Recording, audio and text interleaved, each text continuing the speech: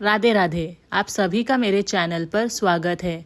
आज हम जानेंगे कि श्री कृष्ण ने द्रौपदी चीरहरण के समय द्रौपदी के पुकारने का इंतजार क्यों किया।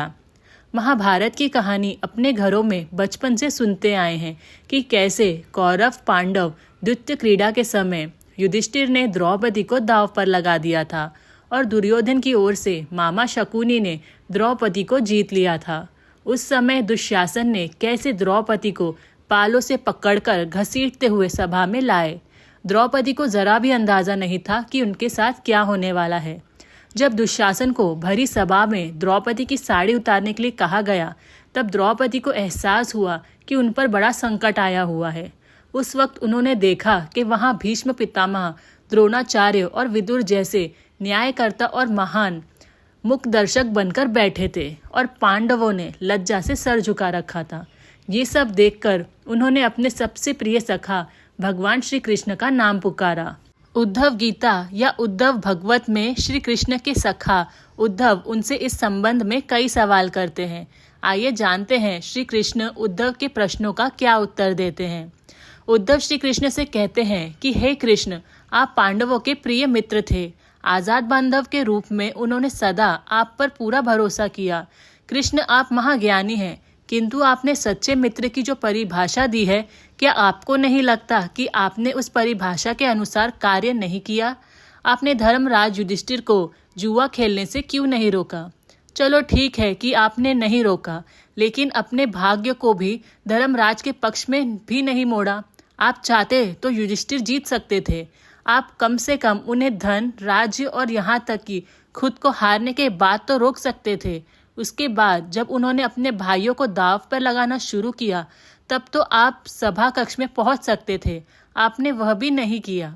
उसके बाद जब दुर्योधन ने पांडवों को सहदेव अच्छी किस्मत वाला बताते हुए द्रौपदी को दांव पर लगाने को उकसाया और जीतने पर हारा हुआ सब कुछ वापस कर देने का लालच दिया, तब तो आपको कम से कम हस्तक्षेप करना चाहिए था।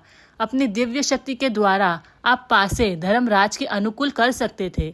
इसके स्थान पर आपने तब हस्तक्षेप किया जब द्रौपदी लगभग अपना शील खो रही थी। तब आपने उसे वस्त्र देकर द्रौपदी के लज्जा को बचाने का दावा किया। लेकिन आप ये दावा भी कैसे कर सकते हैं? उसे एक आदमी घसीटकर सभा में लाता है और इतने सारे लोगों के सामने निवस्त्र करने के लिए छोड़ देता है। एक महिला का शील क्या बचा? आपने क्या बचाया? अगर आपने संकट के समय अपनों की सहायता नहीं की, तो आपको आपात बांधव कैसे कहा जा सकता है? बताइए, आपने संकट के समय में सहायता नहीं की तो क्या फायदा? क्या यही धर्म है? इन प्रश्नों को पूछते पूछते उद्धव का गला रूंध गया और उनकी आंखों से आंसू बहने लगे। तब श्री कृष्ण कहते हैं, पांडवों ने मुझसे प्रार्थना की थी कि वे उनके सभा कक्ष में ना आए जब तक कि उन्हें खुद बुलाया ना जाए, क्योंकि वे श्री कृष्ण से जुआ छुपकर खेलना चाहते थे और वे नहीं चाहते थे भगवान कृष्ण को मालूम पड़े कि वे जुआ खेल रहे हैं। इस प्रकार उन्होंने श्री कृष्ण को प्रार्थना से बांध दिया था। जब दुशासन द्रौपदी को बाल पकड़कर घसीटता हुआ सभा कक्ष में लाया, तब द्रौपदी अपनी सामर्थ्य के अनुसार जूझती रही। तब भी द्रौपदी ने श्री कृष्ण को नहीं पुकारा। द्रौपदी की बुद्धि तब जागृत हुई जब दुशासन ने उसे निर्वस्त्र करना शुरू किया। जब द्रौपदी ने स्वयं पर निर्भरता छोड़कर हरि हरि अभयम कृष्ण अभयम की गुहार लगाई, तब जैसे ही श्री कृष्ण को पुकारा गया, वह अविलंब पहुंच गए और उनकी सहायता की। तो ये थी आज की कहानी। अगर आपको ये कहानी अच्छी लगी हो तो प्लीज़ मेरे चैनल को सब्सक्राइब करें।